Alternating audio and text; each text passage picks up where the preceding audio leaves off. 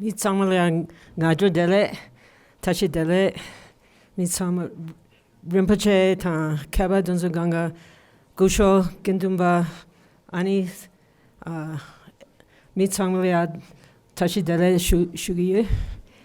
So good morning, everybody. Wonderful to see a fantastic audience today here. I want to especially thank to Tengyur Rinpoche for the fantastic conference that he has put together and fantastic experience for all of us. It's been just amazing. Even in the first few days, I have learned so much about the Mon area and its history, and just seeing the beautiful land and the old buildings and people, history, learn so much more than can learn in a book. And also, it's a great honor and privilege to be able to have a conference like this, which is the majority of speakers and majority of people here are Tibetans or Mumbas, and the foreigners are much, much less. Usually, most of the Tibetan Studies conference I go to, the foreigners are more and the Tibetans are less. So it's really wonderful for someone like myself to be in this kind of context. I just want to say that hopefully for our session, and I hope for the whole conference, that during the question and answer period after the talks, people will be very free, everyone, to ask questions. I hope we have a full conversation. If you have criticism or want to debate, etc., I hope we will have a very lively conversation. So we will have both talks, and then after that, we will have a conversation on both of the talks. So the first talk, I'm really excited to hear. Sangseraima Ujeed is going to give us a fascinating insight into the story of His Holiness Sixth Dalai Lama from the Mongolian perspective. From the perspective of what happened to him after he left his throne in Lhasa, and drawing on a whole variety of resources. This is a very rare opportunity for us to hear from that perspective, and I'm so glad that she will be here. So let's give a round of applause for her. So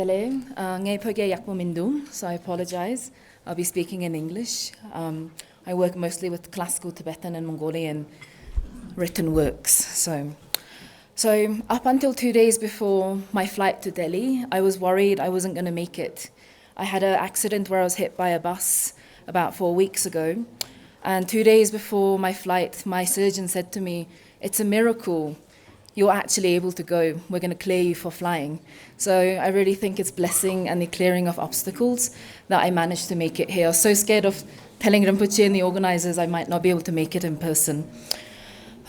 So I'm Mongolian, and I grew up in a Buddhist family, really believing His Holiness is Chinezig. And as I grew up and started to do research on the lineage of the Dalai Lamas, my appreciation and respect of His Holiness and his lineage has only deepened. So it's really an honor to be here. Thank you so much for Rinpoche and Shri Pema Khenjola for funding and organizing this rare opportunity. It's really an opportunity of a lifetime, and it's such an honor to be here among colleagues, and especially the Venerable Rinpoches and Geshe-las, to present some of my research. So I'll start by quoting a speech the 14th Dalai Lama made in 2006. His Holiness said, while addressing a gathering of Mongolians and Tibetans, he said, "Tibet and Mongolia have had a very strong bond, especially concerning Buddhism. We are like twin brothers, having the same spiritual tradition. Especially when it comes to the Dalai Lamas in the plural, Tibet and Mongolia have been connected throughout history. The third Dalai Lama passed away in Mongolia. Up until the 1950s, a piece of his skull was still said to be enshrined at the local monastery in Hershey. The fourth Dalai Lama was a Mongolian prince, the grandson or grandnephew of Altan Khan. And many Mongols, including the parents of the fourth Dalai Lama, saw the fifth Dalai Lama as no different from his previous incarnation. Of course, the sixth Dalai Lama, who I'll return to in just a moment. Not only do we have accounts of all of the Dalai Lamas featured prominently in the writings of Mongolian monks and scholars in Tibetan and Mongolian, the appreciation and respect and reverence of the Dalai Lama has seeped throughout different levels of society in all Mongolian regions. We find countless poems and proverbs referring to the Dalai Lama. Epic songs in Mongolian often begin with the time before time, and this time is often correlated with a time when there was no Dalai Lama. There are children games that talk about the Dalai Lama's blessings, and in some regions, including mine, if you sneeze, you say Dalai Lama as a blessing. There are, of course, many songs, and I thought as a tribute and an offering to the birthplace of the sixth Dalai Lama, I'll share just a small verse of a song about the Dalai Lama in Mongolian. So the verse means, ocean is the king of all waters, and the Dalai Lama is the king of all Buddhism. Dalai Gedakjin Osane Han Hana Hui Dalai Lam Gedakjin Shashne Hana Hui. And with that, I'll return to His Holiness the Sixth Dalai Lama, who was recognized in secrecy, lived in controversy, and lives on in history shrouded in mystery. Next slide. The poem that we know so well, one of the most beloved songs by the sixth Dalai Lama.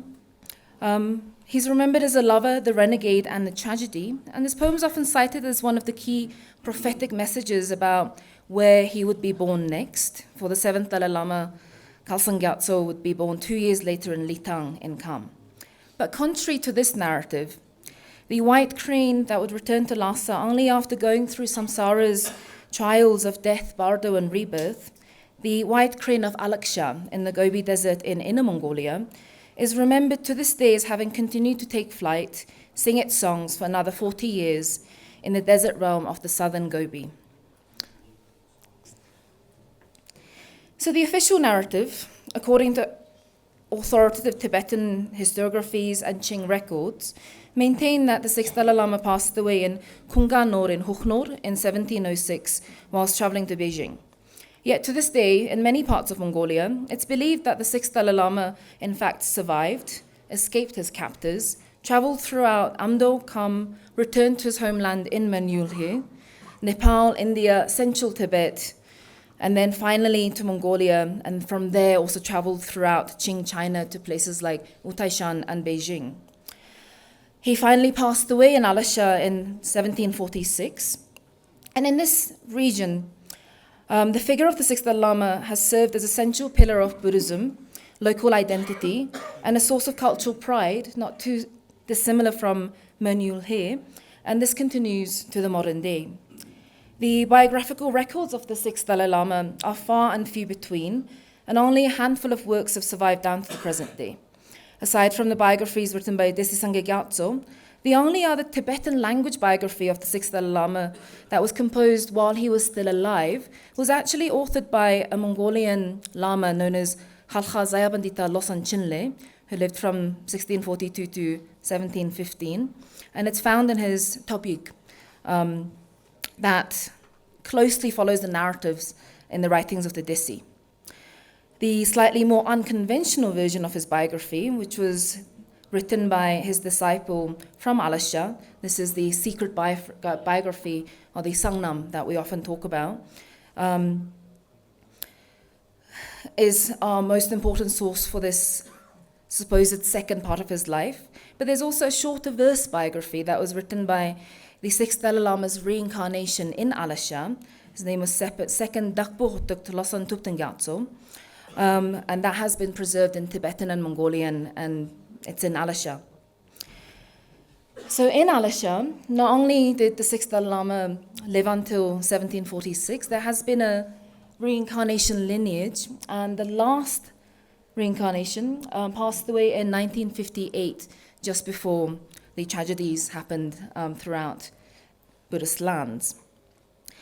These figures throughout history have been extremely important as the leader of Buddhism in Alagśa and its neighboring desert Mongolian realms, and I'll be talking about that a little bit later. Just to summarize, according to this version of the sixth Dalai Lama's life, he did not die in 1706. He was aided by divine intervention from Palden Lama. He escaped his guards and embarked on a transformative journey. For 10 years, he wandered around the Himalayas, performing many miracles and surviving run-ins with magical creatures such as yetis, zombies, and magical elephants, to finally arrive in the Gobi region of Alagśa in 1716. During his journeys, he amassed many disciples, and it's said that he arrived in Alagśa with over 30 disciples from all across the Himalayas, including Mempas, Amdoas, Kampas, and Tibetans. During his later travels, it's said that he purposefully kept his identity a secret, but when he arrived in Alagśa, his identity was revealed not by him, but by a local princess, and I'll return to that a little bit later as well. So this version of the sixth Dalai Lama's life recounts his activities erecting and renovating monasteries all across the Himalayas, Huknor, and Alagśa. And his embalmed body was enshrined in a golden stupa at the monastery that he built in Alagśa, known as Tenpa in Tibetan, or in Mongolian, Shashni Badrulksum, up until 1958. So we have these two versions of his biography, and I'll be focusing on the latter.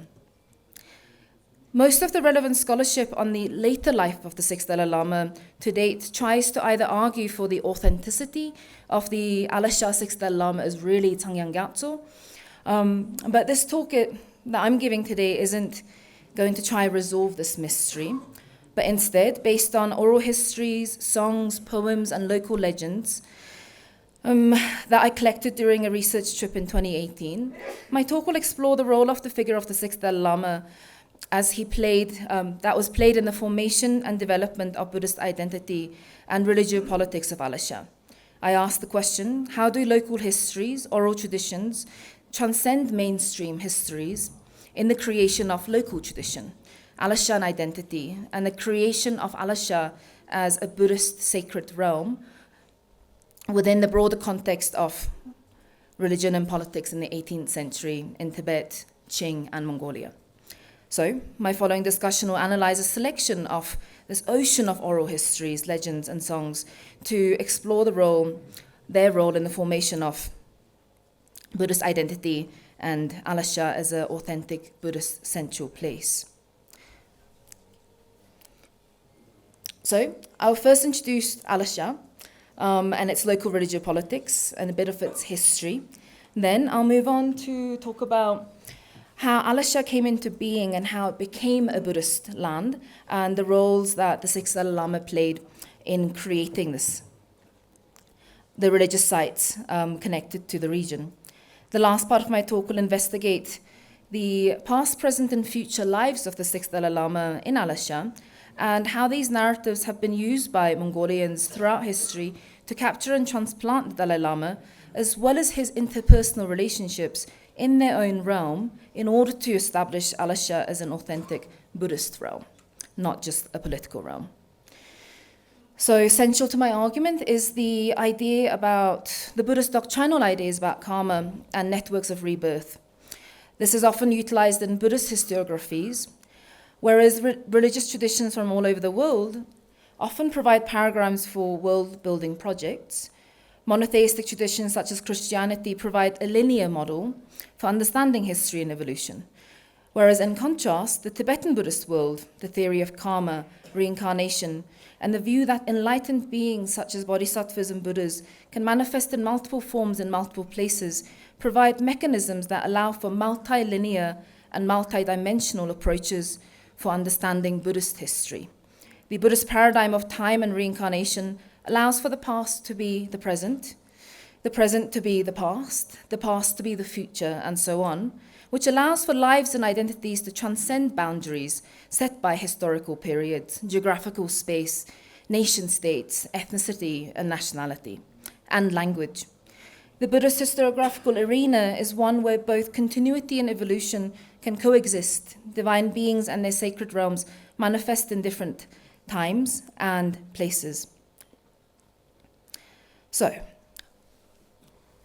the sources that I'll be using, aside from the so-called secret biography and the verse biography, include mostly oral sources, so oral histories, local legends from not only Alagśa but also its neighbors in Ortus and Hukhnor or Tsongon, folk songs and poems. And these were all some things I gathered back in 2018.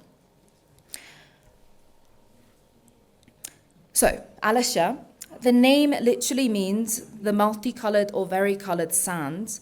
Alag meaning multicolor and sand is Sha.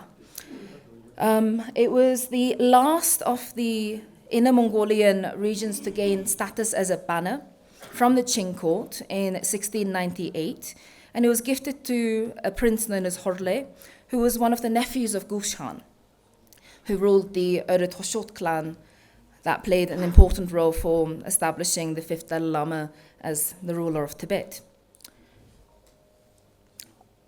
So, to kind of zoom in, Alagśa sits on the border of Hukhnor, so it's really bordering the Tibetan regions. It's a desert Gobi realm, but with the Helan Mountains that was situated around when the Tangut Empire ruled the region back in the 10th century. So when the region was gifted to Prince Horle, he started to establish the realm, build it as a center. However, they were faced with a lot of competition from Hukhnor, which had Kumbum, Labrang, and other important centers of Buddhism. And on the east, Ortus, which is another desert Gobi banner in Mongolia, had already been established since the time of Altan Han, and Dalai Lama Gyatso is a very important center of Gelug Buddhism. So this brand new region really had to reimagine itself to compete with its neighbors and also to claim this identity as rulers and Buddhists. So Horle's grandson, whose name was Lobsang, he married the Qing emperor's daughter and then therefore was granted the title of Junwang, which is the highest title given to non-Manchu nobility. This happened in 1758, and this was a result of Lobsang Dorji's military victory against the Jungar War in 1757, and also the Kazakhs in 1758. So the first thing Lobsang Dorji did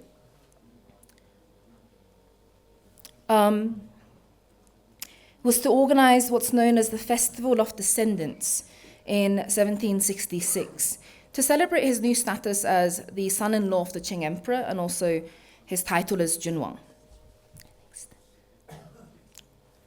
So, at this Festival of Descendants, and what a Festival of Descendants is since the time of Genghis Khan, many Mongolians who occupy royal positions, they celebrate their ancestral bloodline, performing ancestor worship. And the term Urus and Ner, so Ursin Ner is a Mongolian term, indicates that the Alagśa nobility at this point in the 18th century saw themselves as authentic part of the Chinggisid bloodline. So the first verse is an ode to the ancestors and Shashin Tur. So Shashin Tur in Tibetan is Chursi, so it's Lugni, or in Mongolian Hauryasun. So after kind of celebrating their realm, the song goes on to celebrate the holy objects of reverence in the region.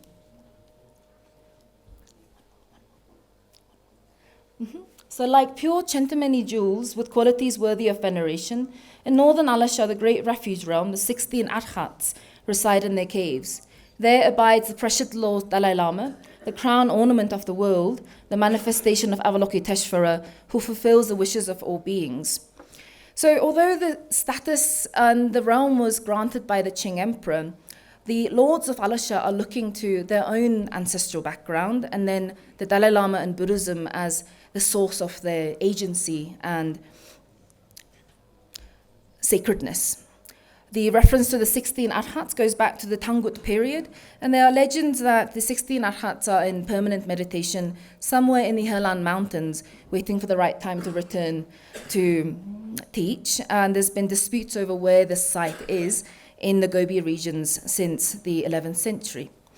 Obviously, the crown ornament here is the Dalai Lama, but in a time when the 7th Dalai Lama is sat on his throne in Lhasa, here the Dalai Lama in reference is the 6th Dalai Lama, who would have been alive, who would have recently passed away in Alagśa, and the second reincarnation would have recently been enthroned. Next.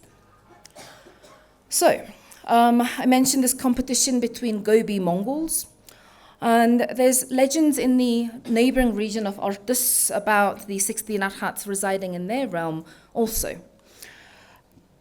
So I'll now turn to one of the prophecies about Tsangyang Gyatso arriving in Alagśa from the oral sources. And this will clarify some things about the rivalry with the arhats too. So the legend goes that after Tsangyang Gyatso escaped from Kunganor, he was aimlessly wandering throughout the Himalayas. One night, a great snowstorm started and soon turned into a blizzard. He wandered aimlessly, unable to escape, when he suddenly saw a woman and followed her and then was cleared from the blizzard. The woman vanished instantaneously and it turned into Palden Lamo, and he found himself at the shores of the great lake Lamotso.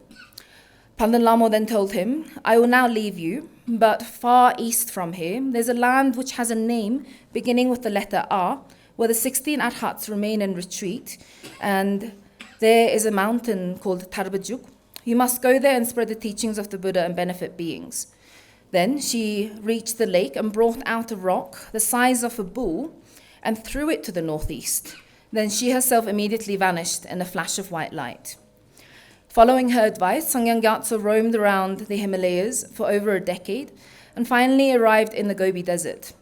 There, he came across a camp where an elderly couple were making offerings in the 4 directions of fresh goat milk. Thinking this was auspicious, he wondered if this was a place he was destined to stay and asked them, "What's the name of this place?" The old man said, This place is called Arbus. Arbus is the name of the mountain right behind our yurt." Thinking this must be the place Palden Lamo had prophesied, Tsangyang Gyatso stayed the night with the elderly couple. The next day, the old man said to him, "Oh, Lama, you look like someone who has traveled a great distance. Your boots might not last very long," and offered him a new pair of boots. So Tsangyang Gyatso took this as an omen that he was not supposed to stay, the boots meaning he should travel, and disappointedly left that place and went onwards. The next day, he came to the foot of some mountains where he saw another old yurt and another elderly couple making offerings to the mountain spirits with milk. He again thought this is auspicious and said, "What is the name of this place?" The old man answered, "You must have heard of a place called Alagśa. If you haven't, this is it, and this mountain is called Mount Alagśa." He pointed to the mountains in the east, and as the place name began with A, Tsangyang Gyatso asked to stay the night. They agreed, and the next day they gave him a brand new rug for him to sit on. Taking the rug as a sign that he was supposed to stay, he decided to remain in Alagśa. So this is a story, according to local tradition, of how Tsangyang Gyatso chose Alagśa as the place he was to spread Buddhism, as prophesied by Palden Lamo. But here we see the narrative of the different mountains in the Gobi featuring. So in the neighboring state of Ortus, the Arbus Mountains is this mountain. It still stands today. And not only is it a mountain, but this is a cave monastery mountain. And inside, there are murals dating back to the Tangut era, as well as murals from the Sakya Mongol period. Again, this place was significant for Buddhism among Ortus Mongols really since the 10th century. The Ortus Mongols see this place as the residing place of the 16 arhats, and there are even depictions of the 16 arhats in the cave murals. But through this legend, it's the Alagśan people that are claiming their realm as the residing place of the 16 arhats.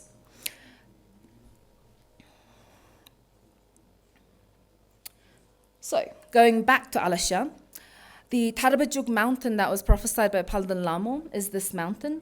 It sits right on the eastern side of the banner. And As well as the legend just mentioned, there are many other legends associated with Padan Lama, and they are associated with many major and minor religious sites in this mountain and beyond. The valley below the mountain came to be known as Padan Lama Cave, and it was also the site where the first Buddhist monastery of the region would be built, and this was a monastery built by Tsangyang Gyatso. We'll turn to the monastery in just a moment, but we'll return now to the legends.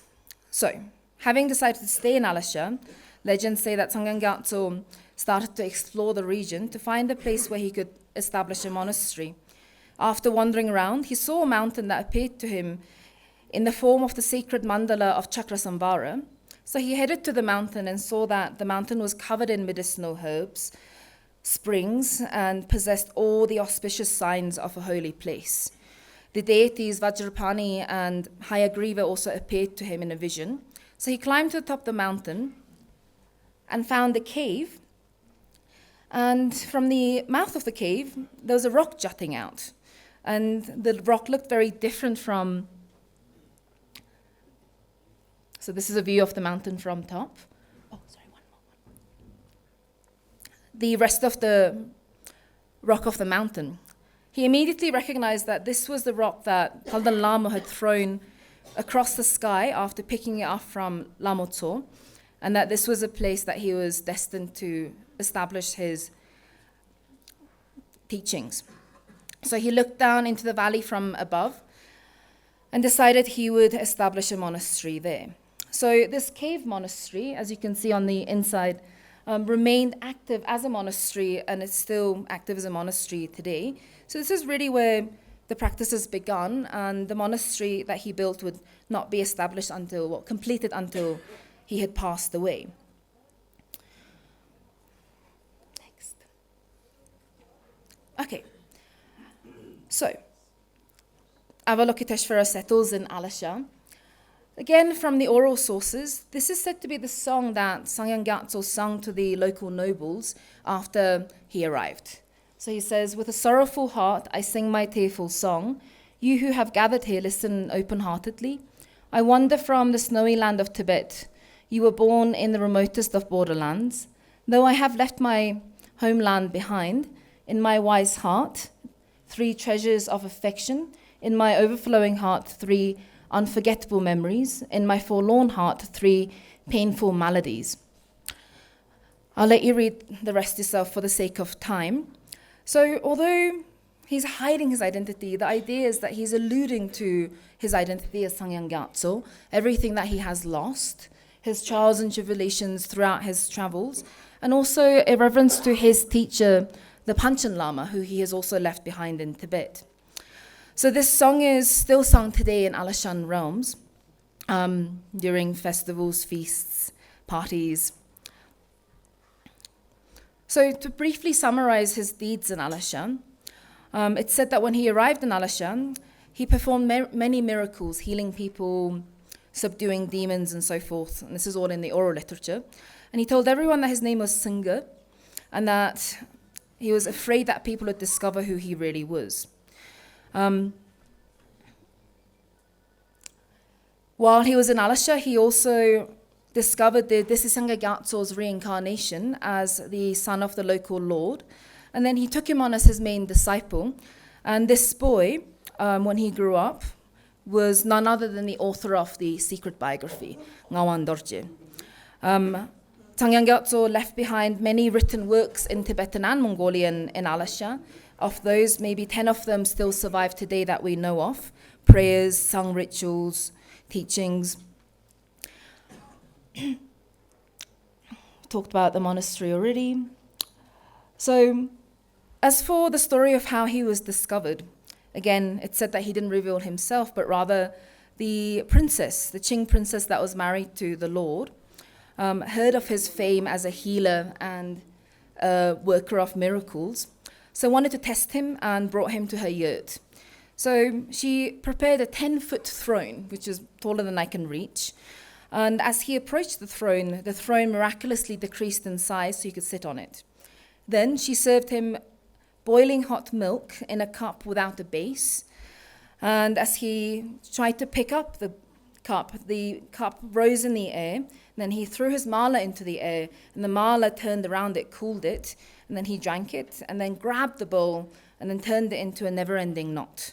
The princess kept this knot for 7 days on her altar, because she didn't believe that he was real and there was a trick. But as the knot didn't change for 7 days, he invited him back. And the second time round, when he entered her yurt, he appeared in the form of Avalokiteshvara. So she realized immediately who he really was. She cut off her braid and offered to him as a symbol of her oath to be his disciple. And this braid remains on the altar of the monastery built by Tsangyang Gyatso to this day. So his later activities, as well as recognizing the Desi and bringing him up as his disciple, he travels to neighboring regions in Artus and also to northern Mongolia, and even to Beijing, where he was invited to stay by the Qing emperor, but he refuses. He establishes the Monlam festival at the monastery. At this point, it would have just been the cave monastery, according to the same style as the Lhasa Monlam, and this is carried out to this day as well.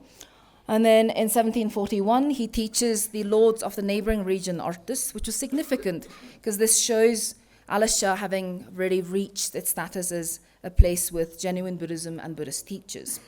Finally, he passes away in 1746 in Alagśa. So as well as legends about his arrival and his miracles, the actual region of Alagśa is covered with associations and references back to the life of the sixth Dalai Lama. So in the entrance leading up to the monastery Ujeed, we find Vajrapani and Hayagriva, the deities that are said to have appeared to him when he first arrived. And then obviously, of course, Ujeed, the monastery that he built. This is a picture from I can't remember the date now, but anyway, slightly earlier photo before its destruction. At its height, it had over 2,000 monks. In 1860, it had 1,500 monks. And after it was completed by the reincarnation of the Desi Sangha Gyatso, it became the seat of power, governance, as well as religion in all of the Alagśan realms. As well as this monastery, the sixth Dalai Lama founded at least 25 monasteries in the Alagśan region. And as for Ujeed, it was created in the image of the Potala Palace. And just to share some images of what it looks like today, it was almost completely destroyed. Obo, or in Tibetan that's Larse, these piles of stones you get as offering sites for mountain deities are extremely important as sites of worship. And many of the obos in Alagśa also have connections to the sixth Dalai Lama. So this is the obo on top of the Tarbajuk mountain above the monastery.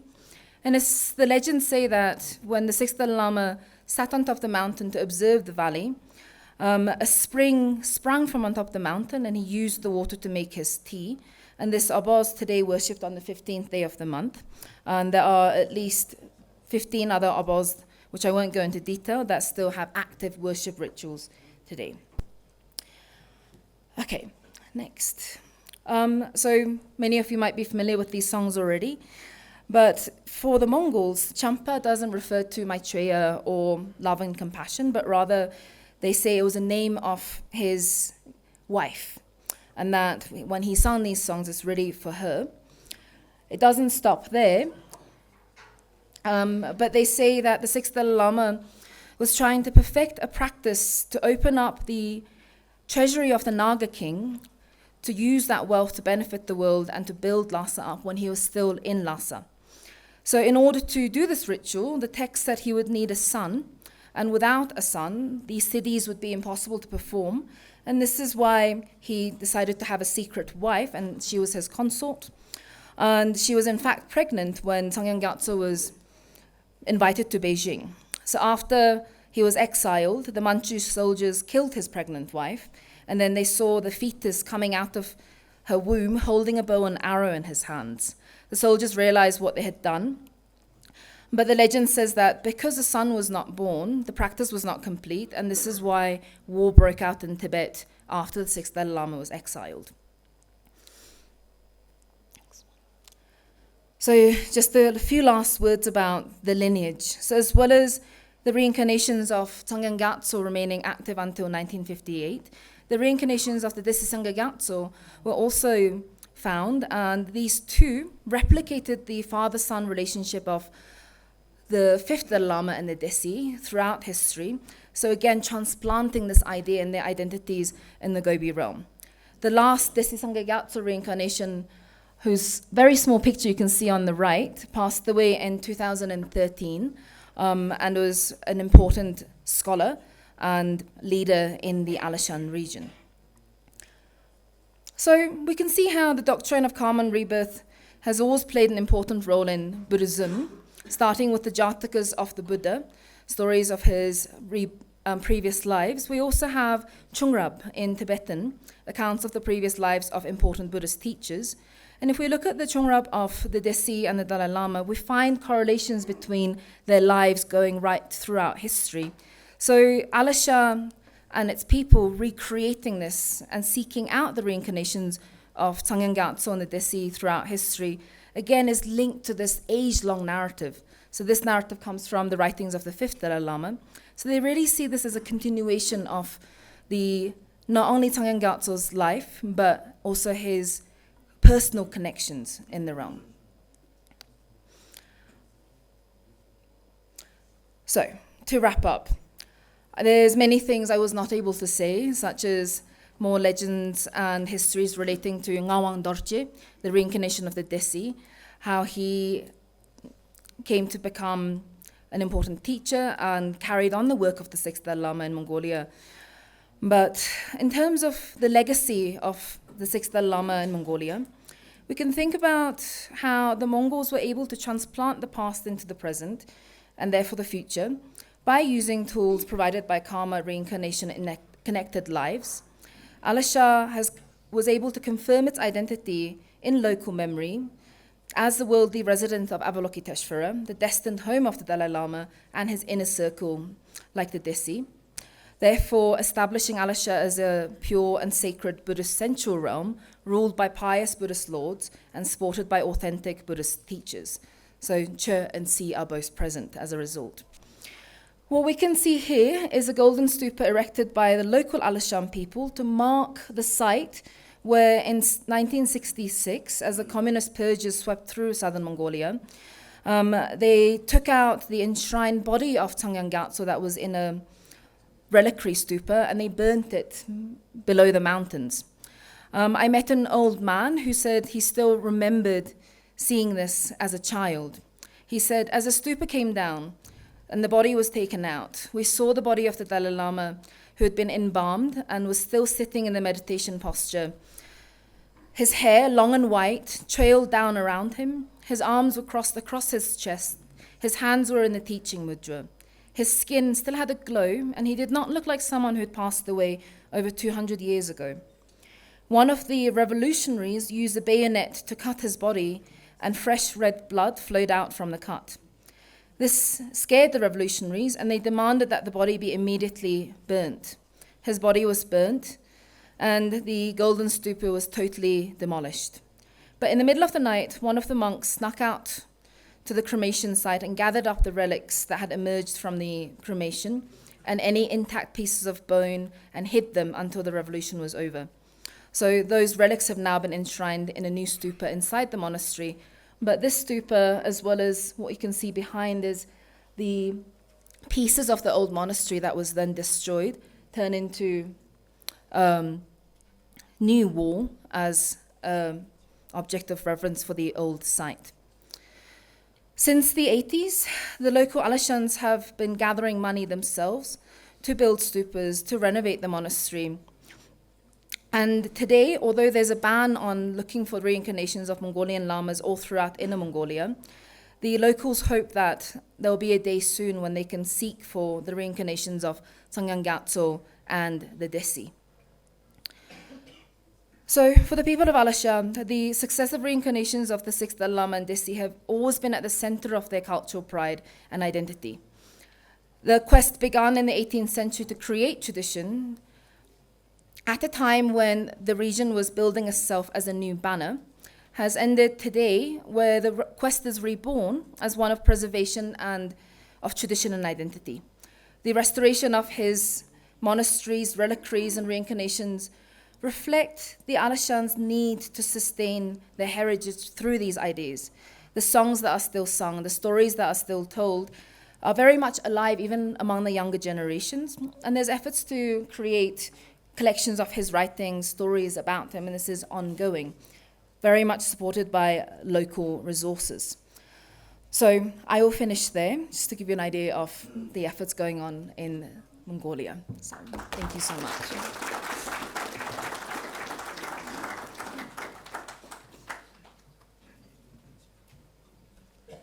That was just really amazing talk, just fantastic, and went by very fast. But we will have time for questions. Please keep them in mind. But we have now our second speaker, Lobsang Tenpa, who will be talking about the Tibetan sources on the maternal genealogy of the 6th Dalai Lama's royal Bergar house, which also will be fascinating. 정말요. 삼출의 나가도 될래. 통화들이야 벽에 돈에 추sem지 주기. 아니 갑내기 근든데 림부체라 아니 송주투페 담신한 게 카다 아니 소주와 남라 정말이야. 두제체다 삼출의 주의.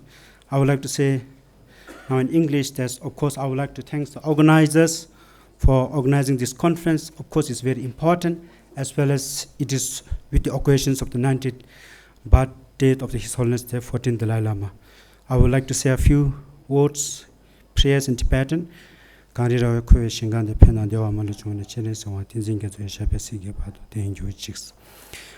course, this topic is very important, and with the same things, for a long time, particularly these regions, we are, of course, not interested to talk about the Dalai Lamas, or somehow we are afraid to talk about Dalai Lamas and the Tibetans issues related with the Dalai Lamas. So I think it's very important, as well as I would like to congratulate the organizers and coming up with the courage to organize this very importance. So with these words, I would like to start with my presentations. And of course, you can read my presentation in English as well as in Tibetan. When it comes to the both presentations, when I was nervous, I would speak very fast, so please do remind me, slow down, whoever in between they would like me to listen in slowly. So when it comes to the presentations, my presentation board language is somehow that when I was a young student in Varanasi, the former official translator of His Holiness Dalai Lama and the former director of the Tibet House, the late Dubun Tulku, visited Varanasi, and he gave a talk that I would like to give a talk in English because I know that well-versed Tibetan students are here and scholars, so I can hide my weakness in English. So somehow I'm doing the same thing here. Of course, I would like to present in Tibetan because it will be much easier for me. Somehow I'm doing and presenting this in English so that I can hide my weakness in English. But somehow, if anyone have questions with the presentations in Tibetan as well as English, please do raise questions afterward. So of course, from the titles you can read, it is the Tibetan sources, how far it can be traced into English about the lineages of the 6th Dalai Lama's mother families, particularly the Bergar lineages. Of course, here I'm excluding the father's lineages, which belongs to the Nye or Nye family from the lineages tracing back to the Patmalingba in Bhutan. Could you please go to the next slide? So this is the brief contents of my presentations. Of course, can you go back next? The first one, yeah. Of course, as I was a student, one of my teachers or professor in Delhi, he told me that always consider that your listeners were completely new to your presentation. So it's very important to introduce with the regions or whatever topic I'm talking, with a really from simple to a little bit deeper. And then I have a briefly historical introductions of the regions, how it was before it became part of the Gandhi Photang in the late 17th century. And then I have a main parts, of course, then short conclusions. Please, next. So this is the map, and I focused it only from the before when it was part of the India in 1951. So we have on the west Bhutan, in the east, of course, the current Arunachal Pradesh, and in the north we have Tibet. And it is highly connected with Sonazong and Jorazong before 1951.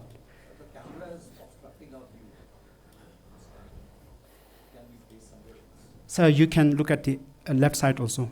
Sorry. And then could you please go to the next slide?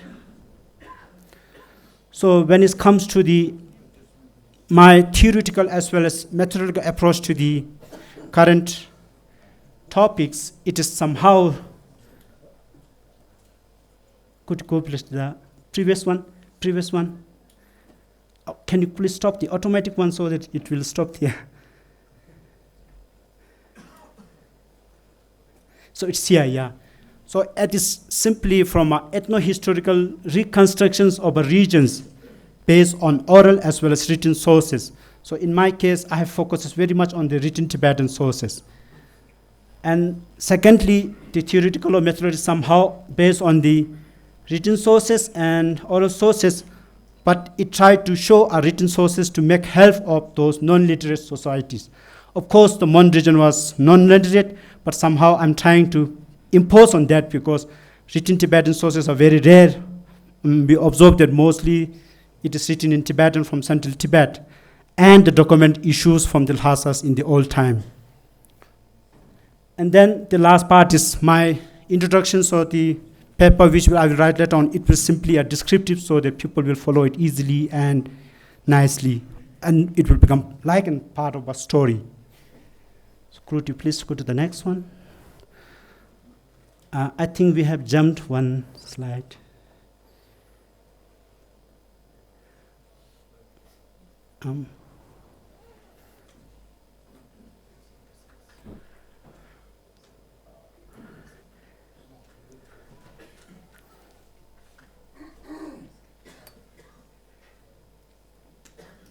Yeah, then next, please. Yeah, this map shows. Yeah, this one. This one here, yeah. So, yeah. So I have a brief introductions of the regions and focusing along with the Eastern Bhutans and Bhutan. So if you go through the history of the regions, we will find that almost all the ruling elites or ruling leaders of the regions trace it back to their ancestors to the Tibetan emperor prince in the late 8th and the 9th centuries. And when it comes to focusing particularly on this Mon region, including the West Kameng districts, we found many royal lineages. Of course, they tried to trace it back to the same single princess called Prince Tsangma. And when it comes to the different lineages, then we have here mKhar royal lineages. Of course, they also trace back to the 9th century Tibetan prince called Tsangma. Then we have different sources where it mentions that, of course, the prince could be not Tsangma, then other, tracing it back to the 8th century. And of course, then, due to the rise of the religious spiritual leaders, then those Tibetan, those local rulers will shift their positions when it comes to the new spiritual rulers. Of course, when it comes to Sakya and Kagyu, then in the 16th century, with the rise of Gelugpas, most of those local rulers shifted their alliance or their practices or their sponsorship to the rulings or the rising Gelugpa schools in the 6th centuries. So with the rise of religious leaders in the late 16th and early 17th centuries, then we have some dominant Gelugpa lamas from these regions. In the mid or late 16th century, we have Lama Tenpa, of course, local people know it very well. Then we have Merak Lama, who has, with the order, with the help of the 5th Dalai Lama, founded Tawang monastery, Lama Lodre Gyatso, and of course the 6th Dalai Lamas. This is a short or brief introductions of the regions. And could you, next, I think we have left on map. Yes. So this map which briefly shows how those Tibetan princes in the late 8th and the 9th century traveled from the central Tibet and down to the Mon regions in that periods. So this map, particularly the red line, shows the Prince Tsangmas. Suppose he took that road from the western parts of Bhutan to the central, southern, and then eastern parts of current Tawang and Mon regions, and most of his lineages trace back here. Let's do the next. Yeah, then when it comes to the main part of my presentation, it is, of course, written Tibetan sources, the first part, oral sources, of course, in Tibetan as well as local dialects or local languages. And then I have a very controversial or very discussions to be made in the later on why our six Dalai Lama families were not given the title of Yapshis and instead of Kushang or Kushang's Depa. So let's go to the next part, which is, of course, now we are going to talk about the central figure, which is the six Dalai Lamas. And I have taken this photo long times back in 2013. And in the left side below, this figure is the six Dalai Lama's mother, and the right side is the Yap Tashi Tenzin. Next. So now when it comes to the written sources, there are many written sources which we can be categorized into different parts. And of course, could you please go to next, yeah?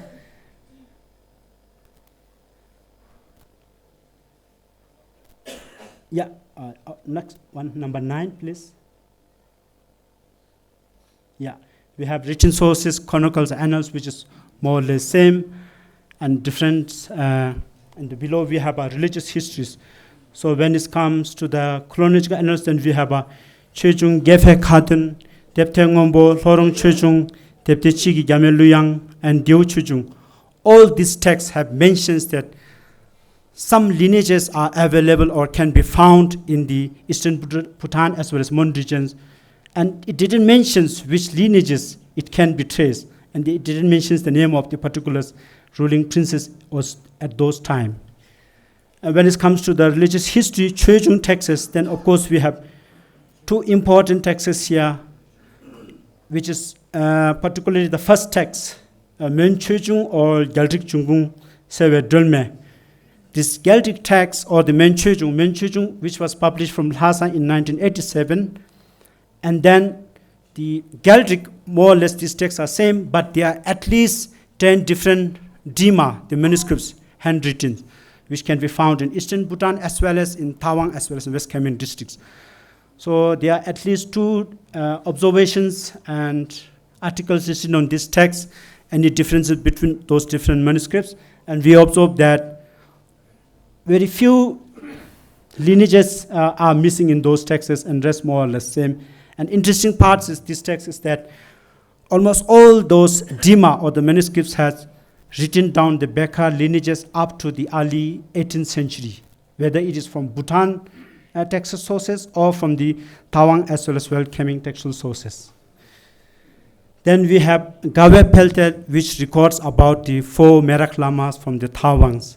And of course, in this text also it mentions about mKhar lineages. And then we have Ganden Chejung, which is written by the Desi Sangye Gyatso. Of course, it mentions about Tawang Monastery as well as lineages of 6 Dalai Lama and the mKhar family. Then we have Longjin Chejung. Of course, it doesn't mention directly about mKhar lineages, but it mentions about lineages exist in the Tawang region as well as in the Bhutan. Could you go back to the next one? Then, of course, we have a autobiography or Rangnam or Namthar. In these texts, particularly Pema Lingba's Rangnam mentions about existence of a local rurals in the Seru Tso in this Tawang regions, but it doesn't mention about the mKhar lineages. It is quite interesting, and he mentions about the relationship between local ruler from Seru with the Jayul Deba. Jayul Deba was once the main ruling part in the southeastern central part of Tibet during the Sakya lineage, or during Sakya hegemony in central Tibet. Then we have Merak Lama Zainam, which is the first Merak Lamas from Tawang regions, and it mentions about the mKhar lineages, as well as he mentions about Tangdong Gyabo visit to these regions. And then we have Nawe Chulen and Dukulai Tote. Both these texts are the biography of the 6th Dalai Lama written by the Desi Sangye Gyatsos. Nawe Chulen is a little bit shorter versions, and Dukulai Tote is the detailed versions, which is around 600 pages. If someone would like to read through the 6th Dalai Lama biographies, it's very interesting and is highly well-written Tibetan sources. And then we have Yoga Chingi Tenpa, which is the biography of the fifth, or the autobiography of the fifth Panchen Lama, which mentions about mKhar lineage as well as sixth Dalai Lama's biography after the 1701, because this Tsangyang Gyatso doesn't mention anything about sixth Dalai Lamas after 1701, and which is very important. Once we want to go through sixth Dalai Lama's full biographies, reading the fifth Panchen Lama biography is very important in this case. Then we have Jaya Shebe Namthar, or the Rangnam.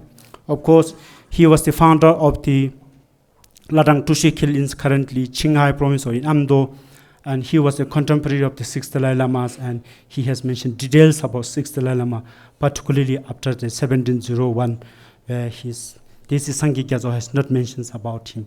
And of course, there are many two students from sixth Dalai Lamas. It's very important to note through those sources to note about the mKhar lineages as well as sixth Dalai Lama's lives after the 1701. And then we have local archive documents, which of course I'm able to find from the local sources, and I'm not supposed to mention those sources. But some of these two sources I'm going to introduce here are very important, which were issues from the Potala Palace, which means the Central Tibetan government in that period, and which were issues from the highest authority, seventh Dalai Lama as well as eighth Dalai Lamas, and the regions at those periods in the 19th centuries. Next.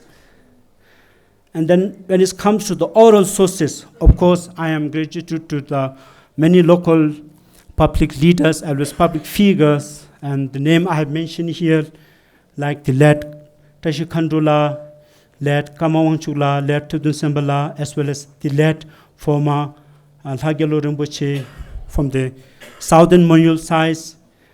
Then my not only interviewing and directly asking questions, but kind of interactions with them, those lineages, which helped me to assemble sources, I always found out the local sources or any kind of written sources.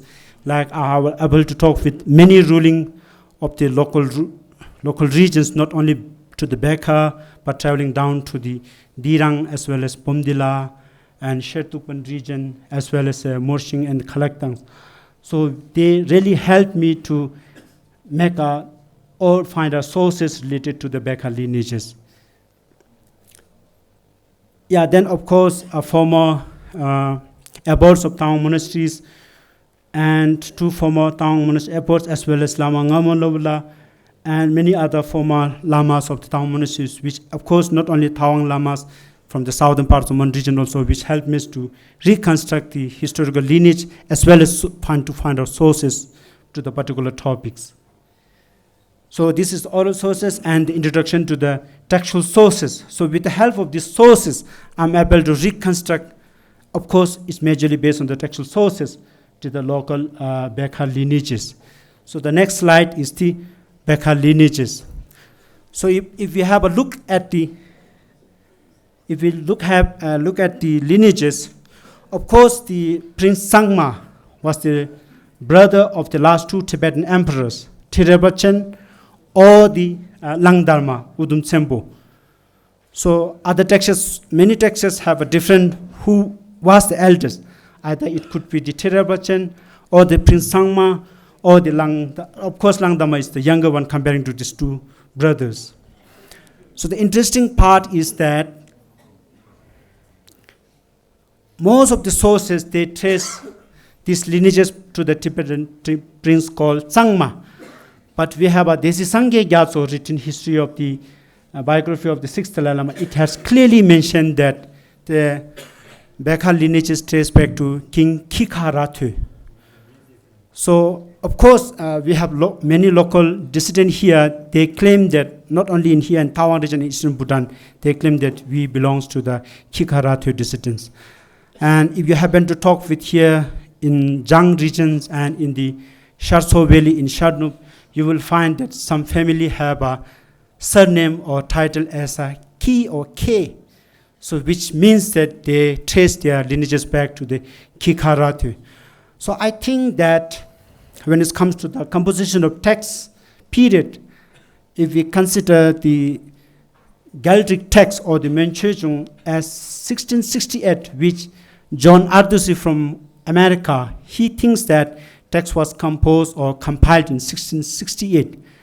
According to that period, then Prince Sangma can be the sources of the lineages. But if we consider the text, the Menchojung text period as 1720, at which Michael Harris has considered, and I myself have think that 1720 is more accurate and more alignable with the name mentions in Menchojung text. 1728 is more reliable. And of course, I think that this is Tsangyang Gyatso's mentionings of mKhar as the source of the lineage is more accurate, because at the time he was the regent or he was the emperor or king of that period, so he can command a lot of sources, local sources. So that could be the main reason. Somehow, so we have now two sources these lineages can be traced. So I have simply put the Prince Sangma or mKhar as the 0, and then we have up to the last current descendants, we have tracing it back to 29 generations. So which is quite an interesting, and these lineages can be traced back to up to the 9th centuries. So interesting parts about this Tsangyang Gyatso is that he didn't mention the first two lineages sources. He simply go down to the Gongkarjes as the source of his first descendants, which can be traced in the Mon regions.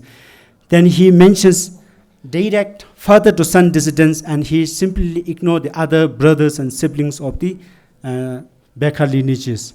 But the Menchojung text has clearly mentions the sibling as well as siblings, other sons, and the other lineages. So from the Gongkarje, we can trace it back up to the Jowo Darge, which is at the end of the first slide. So in between, when it comes to the Jowo Darge, then he has 3 sons, so which is around the 14th and early 16th centuries. So Jowo Darge has 3 sons. The middle one becomes a monk, and he has the title of Chose. And then this mKhar lineage is traced into 2 families, Upper mKhar and Lower mKhar. From my understandings, the current descendants or the current family in the day before yesterday we have visited belongs to the Lower mKhar house. So my reason is that Upper mKhar house has 2 descendants after the founding of the Upper mKhar house. That is, then we have, I could not see it clearly from here. I will read it.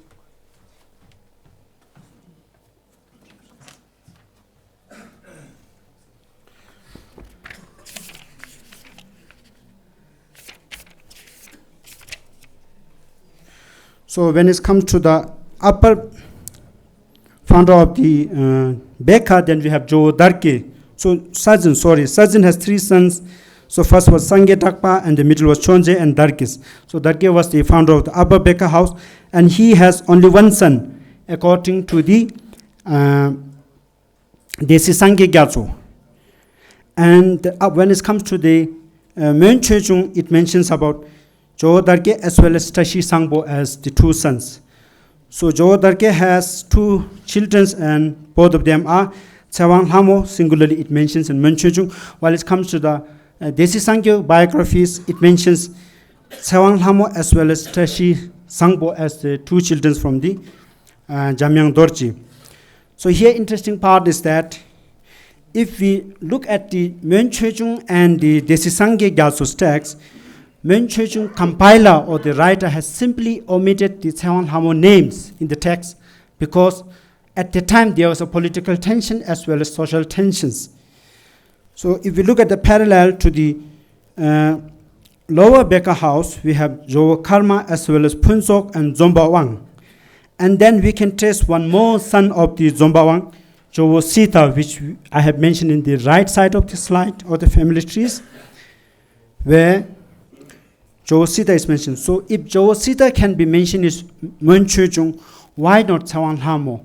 Because in Menchojung, Tashi Sangbo is mentioned, but Tashi Sangbo name is not mentioned. He was simply mentioned as title, Jowo Depa. So Jowo Depa comes from the ruler or the lord from the Tibetans, a political point of view or Tibetan political history. So interesting part is that, of course, if Tawang Hamo name is omitted in the Menchujung, so it omitted the sixth Dalai Lama's name in the Menchujung also, because I consider that Menchujung was compiled in the 1728 because the political situation as well as the text titles or the compilation of the papers particularly aligned at there. So then I have mentioned other names where I have mentioned from the Gyalwa Nazum sides. Gyalwa Nazum or Zombawang is mentioned in the Menchujung, and Gyalwa Nazum is mentioned in the Gyalwa Tsangyang Gyatso's biography. So then we have other sources, names which can be found on the Tibetan legal ethics issues in the 1752 by the 7th Dalai Lama, which was reaffirmed by the 8th Dalai Lamas in 1799. So we have Dundup or Dundup Richen, Hawang Gyalpo, Tawang Dundup, Kelsang, Sonam Gyume, and Sonam Dundup. And then we have Kelsang, Yishi Chumbel, and Wang Bo, and Lama Tsokni. Lama Tsokni is currently a monk in Tawang Monastery. If anyone interested, you can talk with him or ask with him. And then we have Yishi Chumbel. Yishi Chumbel has 2 or 3 children. So from Yishi Chumbel, then we have lineages trace it back to the current Lower mKhar house. So of course, this is based on textual sources, and there are a little bit different narratives from the oral sources also. There mentions that, of course, some of those lineages can be aligned with the Paodungba lineages also. So my next slide shows the Gyalwa Nazums. This is in Tibetan. Of course, the script is distorted here. Next, please. Next.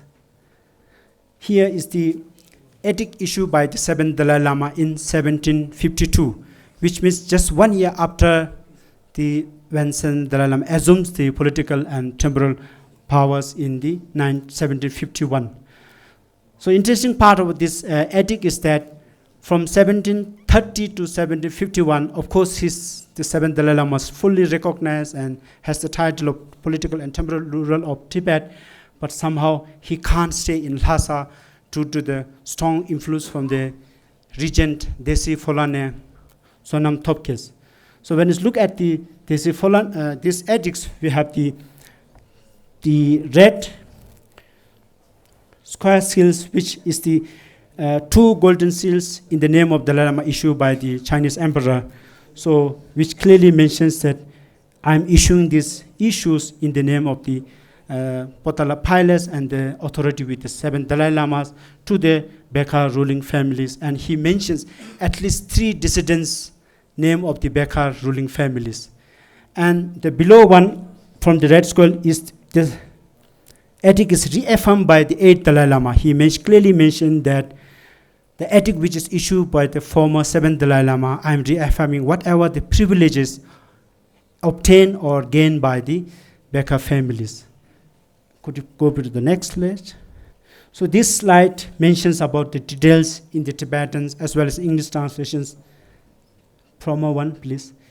And I have highlighted in the blue color, green color, which are the names which is mentioned in the ethics and which I have written down in the family trees. And who were the issuers and how it is related to the mKhar families I have highlighted in yellow colors. So of course I have mentioned, highlighted the dates on which date it was issued and something like that. Could you go to the next one? After this ethic by the 7th Dalai Lama, which was the 8th Dalai Lama, then I have another ethic which was similarly mentions about the 6th Dalai Lama's mKhar family and tracing it back to the Kelsang Dönye, and his family should even or can enjoy all the privileges which was given by the former 7th Dalai Lama. And this ethic has been reaffirmed or reiterated 4 times by the regent Tibetans. So here you will find the Rating Rinpoche as well as Tsimolin Rinpoches and then Kundalin Tatsak Rinpoches. So all these were ethics or reaffirmed. The first one is 1837, and which was reiterated in 1839. So 1839 it is reiterated by the Tibetan cabinet, Kashaks. And then we can trace it back to the above 1849, which was reaffirmed by the third Rating Rinpoches, And thirdly, Rinpoche again reaffirmed it when the new Dalai Lama came up in the power, the 12th Dalai Lama, and then finally it was reaffirmed by the Kundalini Tatsak in 1882. So all this ethics shows that the mKhar lineage is true to its ancestral lineages, which they claim, and they are able to claim their privileges at those times, and which was issued and reaffirmed by the highest authority at that time, which means from the Potala Pilots, from different Tibetan ruling regent as well as the Dalai Lamas. Could you go with the next one? So this is text which I have written down in Tibetan as well as English. Here, could you go at the pictures? These pictures, from my point of view, I'm saying that these two are the only things which are directly related to the 6 Dalai Lamas. Of course, I'm not negating any spiritually deed or spiritually established any kind of sources which we have gone through and we have visited in the last several days. So the first was the Ugeling temples, and the second was the urn of the 6 Dalai Lama families, which is preserved in the Tawang monastery's main hall. The next one. So the question comes of the Yapshis. So why not the families were given the title or ranked in the Yapshis? In my understanding, of course, the families were given the Yapshis because the father passed away just some months before when the Dalai Lama was enthroned in 1697. Because the mother enjoys with many privileges and having a Hindubzong as new family's properties in central Tibet, in southeast Tibet. So, of course, and I'm also wondering about, in 1731, Desi Pholana had issued an edict to Tawang monasteries, and which reaffirmed the Tawang monastery privileges given by the 5th Dalai Lama in 1681. But he didn't mention anything about 6th Dalai Lama as well as the mKhar families. So I'm just wondering about Desi Pholana has any knowledge about mKhar families and 6th Dalai Lama. Of course, there's a political tensions at those times. Sorry. Next, please. So this is my final conclusions. So which talks about, of course, with the narrations and the tracing it back to mKhar lineages, I'm trying to figure out the social and political situations at that time, and at the same time, I'm trying to figure out the local histories. And of course, the issue raised about the Yapshis titles, how is the Yapshis titles were given, whether it should be only from the father side, or why not it should not be from the mother side. In my understanding, of course, it is from the mother side also, but we hardly find a sources which mentions the 6th Dalai Lama families were given the titles of Yapshis. My understanding still is that because 6th Dalai Lama has two siblings, two sisters, and one of the sisters is married to the Jayul Deva's families. So in my understanding that probably they had continued those Yapshis privileges in central Tibet at those times. Of course, then my understanding is that how important the current mKhar families lineages in the current situations, how we have to look at those times or currently. So with those words, I would like to conclude here. Thank you for your attention as well as any questions and criticisms. Most welcome. Thank you very much.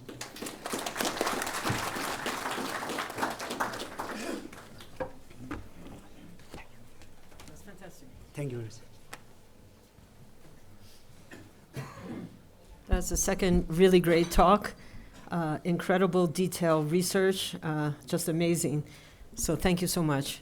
So we actually do have half an hour, and I encourage all kind of questions. Please don't talk too long in asking the question and allow the speaker to have time to answer, but you can address your question to either one. And I thought as chair, I'll take the privilege to ask the first question, one to each of them. And to Sangseraima, maybe this is a naive question, but why would the Mongols be so interested in rediscovering the reincarnation of Desi Tsangyang Gyatso? You know, it doesn't seem to me to be obvious. That I can understand very well their connection with the Dalai Lama lineage, but why he would be himself and reincarnating in that way, just in my own understanding, he's really a political figure for the Gamlen Podrang I'm just curious what you would say about that. And for Lobsang, you said very quickly that you regard only the Ujeed Lingpa temple and the throne as the only things that you can actually say with confidence are actually physically connected with the sixth Dalai Lama. Can you say why? What are your standards, or what makes you say that? Okay, so which one want to go first? You have to go first. So, just to be clear, it wasn't the Mongols who found the reincarnation of the Desi, but the sixth Dalai Lama who found the reincarnation of the Desi. So, the boy that he discovered was the son, the eldest son of the highest ranking local lord. And his subsequent reincarnations were sought because of how successful Ngawang Dorje became as a scholar and also religious figure.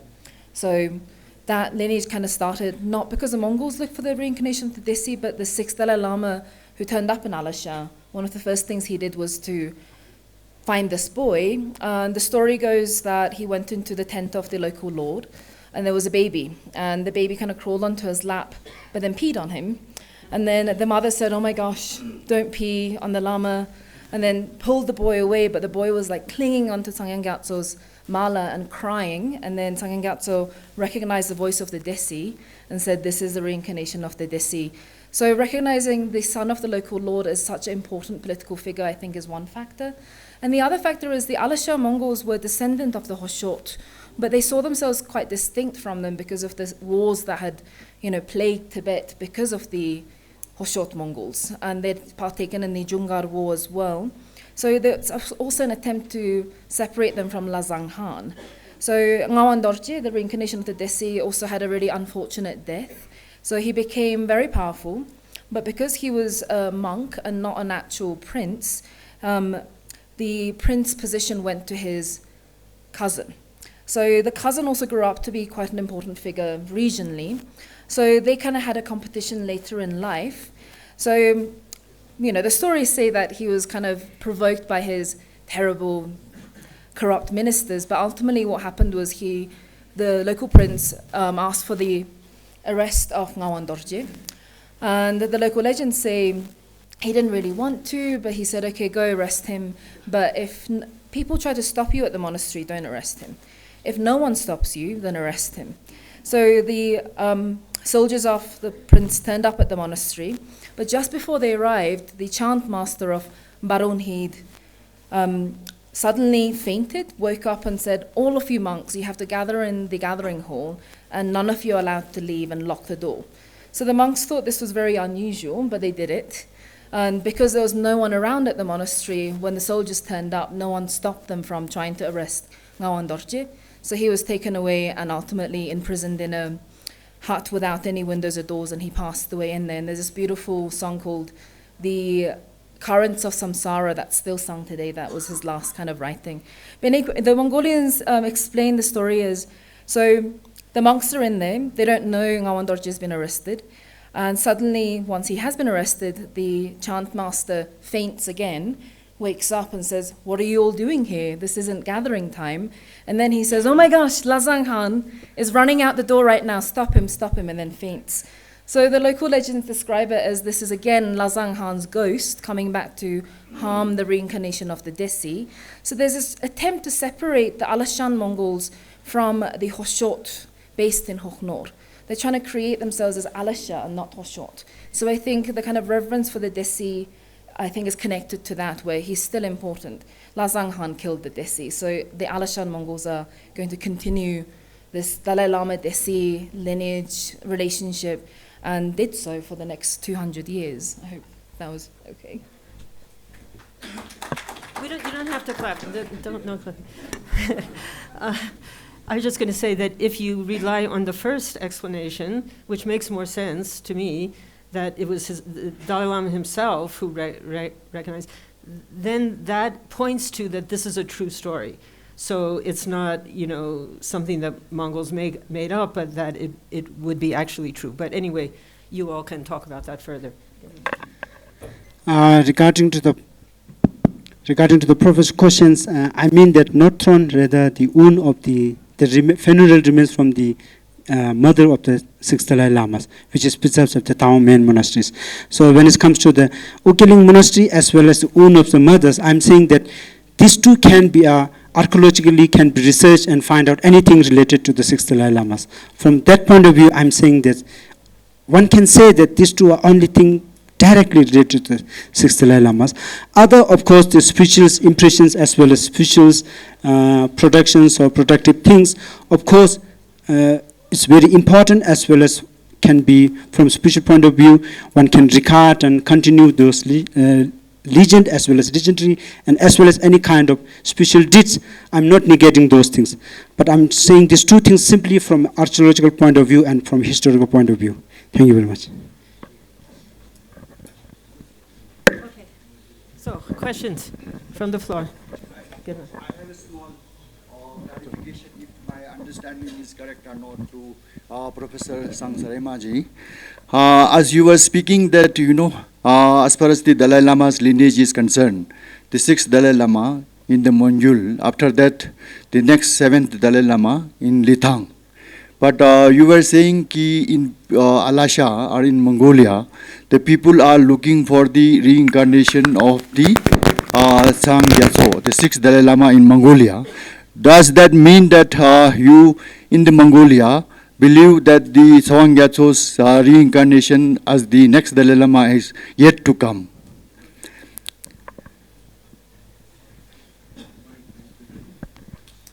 So it's quite interesting because in Alagśa, they started looking for the next rebirth of Tsangyang Gyatso immediately, and it was the reincarnation of the Desi that found him, installed him, and he left behind many volumes of writings. So Tsangyang Gyatso, the one who didn't die, went to Beijing, and the Qing emperor gave him the title Dakpo Tut. So there was one point where there were 3 6 Dalai Lamas, the one installed by Lobsang Han, and then Tsangyang Gyatso, who didn't die, and then also 7th Dalai Lama, who initially was enthroned as a 6th Dalai Lama. So Mongolians don't really see this as the Dalai Lama lineage, but the Dakpo Tut lineage. Again, I think based on the idea of the different emanation bodies of enlightened beings, it's completely okay for there to be multiple human manifestations of awakened beings, such as Chinezig, in multiple places. So Mongolians see the lineage of His Holiness with Khalsen Gyatso and so forth, right up to His Holiness now, as the Dalai Lama lineage. But for Tsangyang Gyatso was the 6th Dalai Lama. But all subsequent reincarnations, with the last one passing away in 1958, they were the Dakpo Tut reincarnations. So they separate the subsequent from the 6th who turned up, if that makes sense. Yeah. Thank you. McCormick. One check. I called on Ian McCormick. Excuse me. Yeah. 1 minute, please. You want me to ask my question? Yes. But give the microphone. I don't have to use the microphone. I can just use well, I have questions for both of you, but I'll just wait my turn for the second one. So, I want to ask you a question. Okay. And I just want to add a quick comment relating to your answer to Janak Gyatso's question. I found your explanation very convincing, especially the cultural political explanation. I would just add there's also a third discursive explanation, which is that in the 1680s and 90s, when the discourse of the connection of Desi and 5th Dalai Lama was being constructed, it's not just that they're related, it's identical. It's an identical discourse, meaning they are mutually affirming, each one implies the other. They come together as a package, even to the extent that the prophecies are followed one line after the other. So if you invoke the one, naturally you're going to invoke the other. My question for you is actually, in this Alagśa discourse, the 6th Dalai Lama seems to be the foundational figure. What was the role of the great 5th in that discourse? And I ask because at the same time in Tibet and in Beijing, both he becomes this paradigmatic figure that everything is referred back to, but he didn't come up in your talk at all. What is the role of the great 5th in the memory of Tibetan Buddhism in Alagśa? Thank you. So in all the writings I've seen, the 5th doesn't actually feature, which is actually quite fascinating. And again, the way I read them was because of this emphasis on the sixth Dalai Lama that kind of, just unfolded after he arrived. So whether it's the legends or the writings that have been left behind, it's the sixth Dalai Lama, who's Avalokiteshvara, that's been exiled. And, by the Alagśans receiving him, they're basically receiving Avalokiteshvara. So the Tibetans have kicked him out, and he's now serving this drum, and this is now Potala. So I think there was an intentional avoidance of the fifth Dalai Lama. And then the scholasticism, so the curriculum and so forth, really kind of exploded with Ngawang Dorje's time. So the sixth Dalai Lama in Alagśa mostly built monasteries, served as the religious figure for the local families. But then it was Ngawang Dorje who was sent to Tibet to study, get the degrees and come back, and then install the Chaig of Drepung Monastery at Baron Heed. And then we have all these great kind of Alagśan figures like Alagśa Laramba Ngawang Tendar, who became a great teacher, not only in Alagśa, but also his writings are used in Tibet as well. So from that period onward, then it was Alagśa Laramba as a scholastic figure. So then we have more reference back to the fifth Dalai Lama, but in the rest of the 18th century, I haven't found anything so far. Yeah, thank you.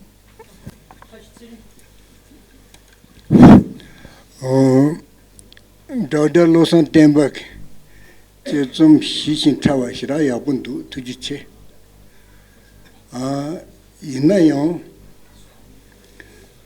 Can you speak in English? Because this session is in English. So can you speak it? There is a translator. They will translate. 이나요 봐. 니동 죽들라 라사 익차기 출룩 십숑 센스너요. 디 머용족 디레 가소레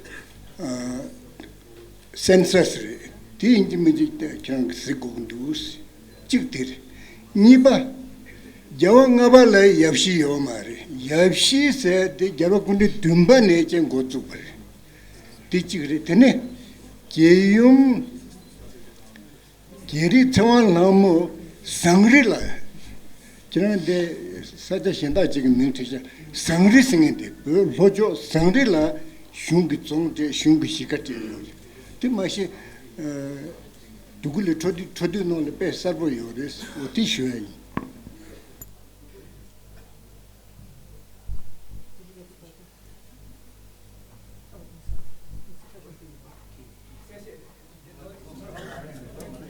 I would just like to thanks for Professor Taisingla for giving me further information about in this regards.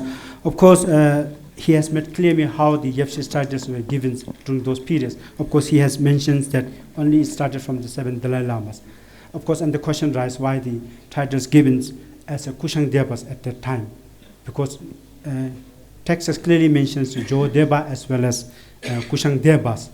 So of course, then question comes, it only mentions in the 7 Dalai Lama edicts. And when it comes to the estates with the Kushang Devas titles, Sangri, of course, Professor has mentioned Sangri. While I was reading through the Dukulai Todes, I have clearly seen Lundub Zong also as privileges to the. Of course, I have misread it also. They can clarify. Other scholars are here, so I will be thankful and helpful in this case.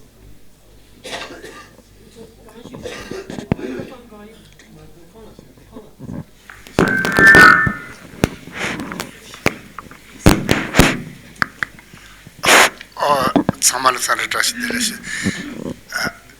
Nege Tiwame Joliat, Samli Kansachi. No cost. Jogi Yajitan Hamoko Sundis, Yajitan Hamoki, Senjuk Nedeke, got which is a common pale to Levi, Jella, Desi Cola, Shigata, Sorzuni jail.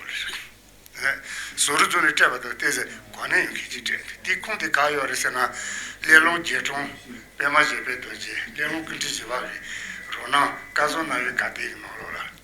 Lelon Jeton Puchunchu Castle. Come chance da Sube de Sovicheton Yapa Machine, Laro Bolishas. And you got to the tire chet, Sorzolia, Shivajas Sumba Insa, Shivajas Saludiane, Jai Chanola Mon Jesus, 그냥 하소서게 뉴주의 든지 뉴주의 지울 어디저야 가서 어디 가서 주시 니바데 장 지울 하면 공부 줘야 되지데 내용 제종이 나타나는 이유로서 내용 제종 대 공부 요사데 송를 있잖아요. 그래서 다 이유로서 안에 공 자연 체험하면 공부 좀 되게 뭐들 비싸게 수있는 게 다들 내가 저기 뭐들 다지지 그래서 뭐들 대처야 대 가서 내용 제종 나타나는 지도 대시 되잖아.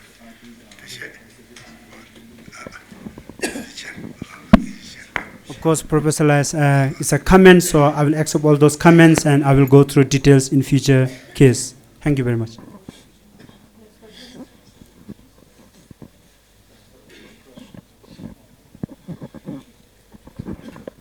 Thank you very much to both speakers. The presentations were very interesting. Very short question to Lobsang and Bala. Could you explain the meaning of the name mKhar? Because par doesn't look really Tibetan. Do you know the etymology? Do you know the meaning of this name? Of course, there are two orthographies with regards to mKhar.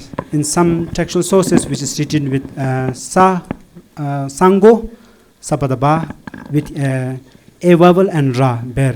And then here I have taken down only simply the mKhar. But I really don't know any meanings of this. Of course, I will welcome any other scholars have any definitions for the bears. Any definitions? Sorry.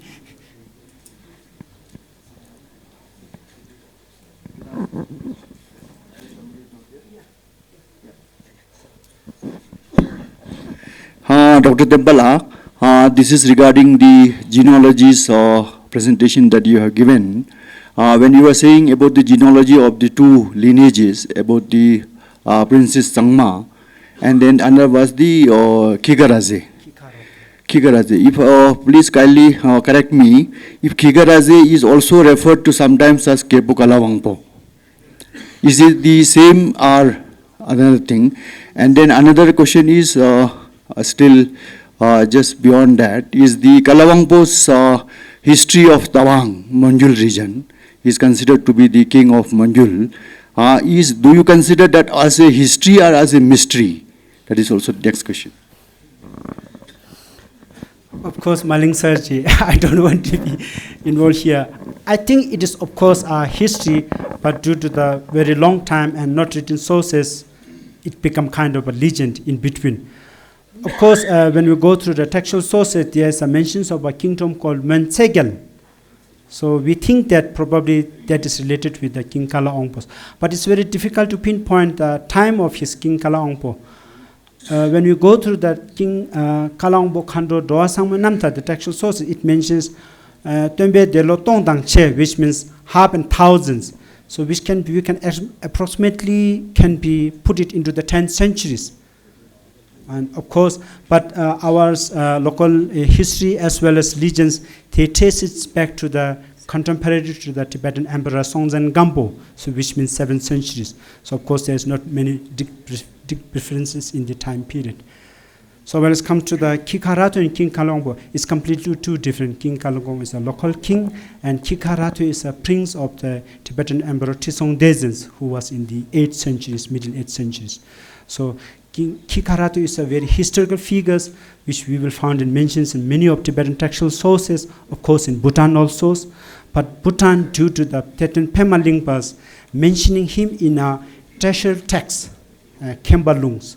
So he became a legend figure there, but still, with the help of Tibetan textual sources, he is a historical figure. Due to his ugly figures, so Tibetan textual sources mention him as with a dog mouth and skulls of gods, something like that. Thanks. Questions? Here. Hello, can you hear me? So my question is for Professor Sangseraima. Thank you very much for your wonderful presentation. It was really wonderful. Can you hear me?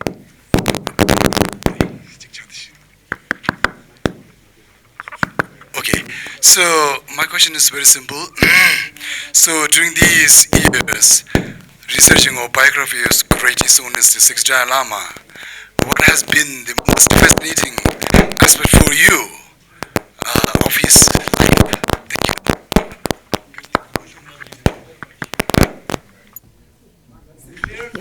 Yes, absolutely. Yeah.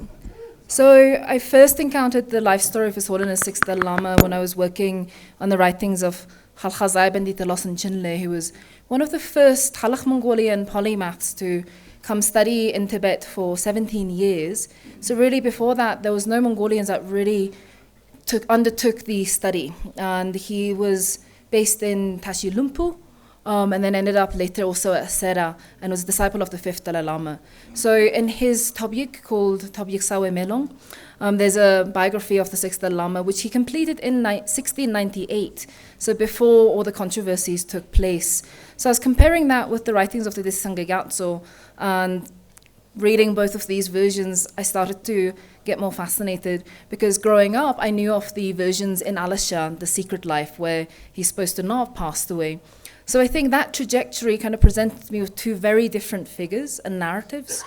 So comparing that, I think that's what's been the most fascinating for me, because in Alagśa, he really was seen as a great teacher who had disciples and built Gelug Buddhism in Alagśa, which is by a huge contrast to the sixth Dalai Lama as he's remembered in his time in Tibet. So I think the contrast was the first most fascinating thing, and then the second, again, I don't think I'm an authority to say if he was actually the sixth Dalai Lama or not, but just to investigate the possibilities of what happens to someone instead of just seeing His Holiness as the Dalai Lama, but to think of his human side, of the trials and tribulations that this young Lama went through and was subjugated to by all these big political players at the time, and then to see the things that he really achieved according to all these versions. So that's been the most touching part. I think thank you.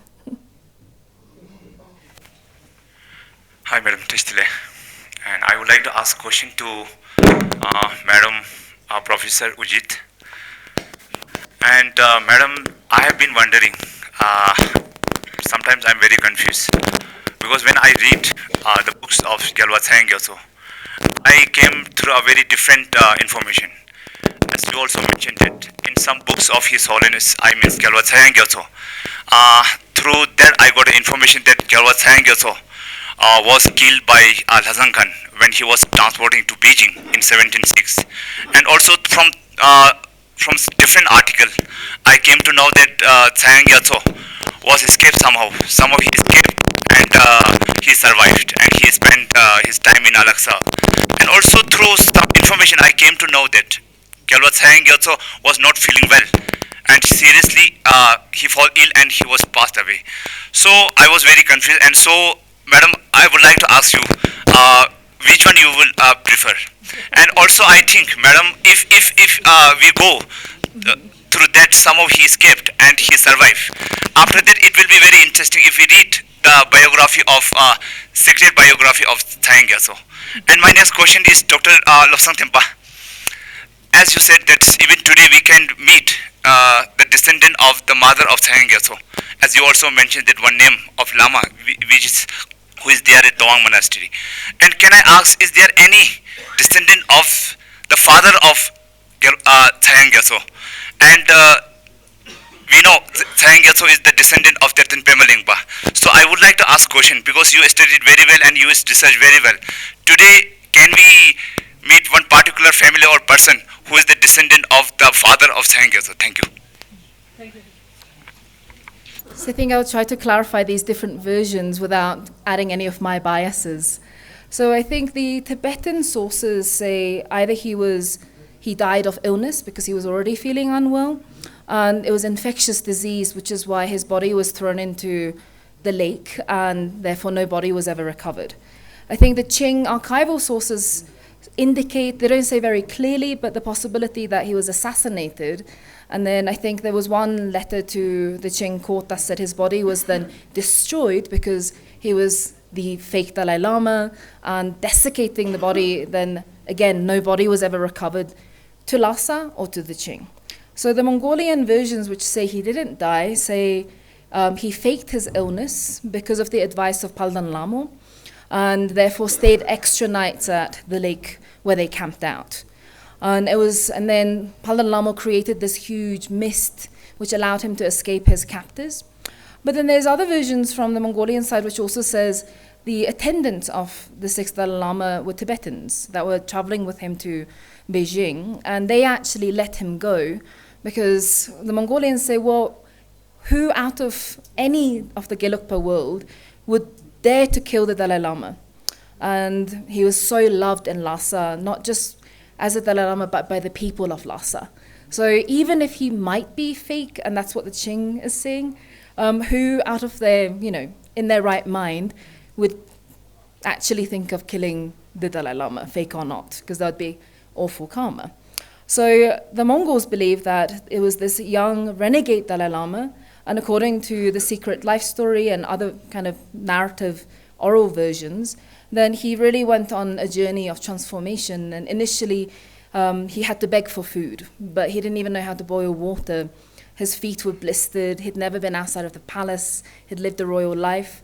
And it really goes into quite a lot of detail about how over the next 10 years of traveling throughout Tibet and the Himalayas, he started to become this teacher figure, to take practice more seriously. And by the time he turned up in Alagśa, then he had his own disciples and had gone through, I guess, in modern times, you'd call it a coming-of-age narrative of leaving behind who you were and becoming who you're supposed to be. So that's the different versions. Again, I don't think I have the authority to say which one's true or not. All I can say is what's believed by the different factions. I can say for the Mongolians today, they really believe this was Tsangyang Gyatso. And when he turned up in Alagśa, he was a very different person to the Tsangyang Gyatso who lived in the Potala Palace. So I hope that answers your question. Thank you. Ujeed. Thank you very much for the questions. Again, it is there are textual sources as well as oral traditions. So of course, I'm not negating the oral sources as well as claims on that Ugen Lingba's lineages or new lineages in Tawang regions. But when it comes to the textual sources, we can clearly see that Tashi Tenzin has only one son and two doctors. And one doctors, we really don't know what happened. And of course, a few days back, I was able to talk with some scholars here, and he clearly mentioned one doctor died in Tibet during those periods. But from the textual sources, it mentions that one doctor married to Jayul Deba in Jayul Zong. So we can say that from the doctor lineages, a new lineage or Ugen Lingba family keep on, because in the Tibetan traditions, doctor marriages to another family or royal family or aristocrat family continue the lineages. We can take an examples from Sarong families of the current in the 20th and early 21st centuries. Sarong families, descendants died out in between the male lineages. With the help of doctors, the lineages keep on. So these kinds of traditions in Tibetan accepted very well. So which means that we cannot ignore those who claim the lineages. Somehow we can say that lineages continue. But when it comes to the male descendants, at those periods, we observe that Tashi Lingba has two sibling sisters. So we can say that two sibling sisters had also continued the lineages in the period, in the current local area also. And of course, we have Sangye Lingba lineages also in the textual sources, which clearly mentions. Of course, they trace back to the new lineages, but they continue another temples, Sangye Ling. So Sangye Ling lineage continue also. But somehow, we should not ignore in the Dugulai Tote, it mentions that Ugen Lingba families were driven out from these regions to central Tibet by the, I'm sorry to mention, by the lower mKhar families during those political tensions at that time. So of course, maybe they moved to the central Tibet during those periods when the region was calm here, because when we look at the 1731 edict issue by the Desi Pholane, it clearly mentioned that the region was very calm here when there was a lot of troubles in central Tibet in the early 2 decades of the early 18th centuries. So the number of monks rises from 250 to 500 in Tawang monastery in the early 18th centuries, 3 decades. So which means that the time was cool here, so maybe the family moved back here and they continue the lineages. But of course, those current dissidents who claim as a dissidents as with the titles of new lineage or Ugen Lingba, they could not produce any documents at the current period. But we cannot ignore this that they can't be, because maybe we will find documents from somewhere in later on period. Thank you very much. Okay, thanks to everyone. Audience, fantastic questions. It was a great session. I think we learned a lot about Tibetan history and how we do Tibetan history from so many different sources.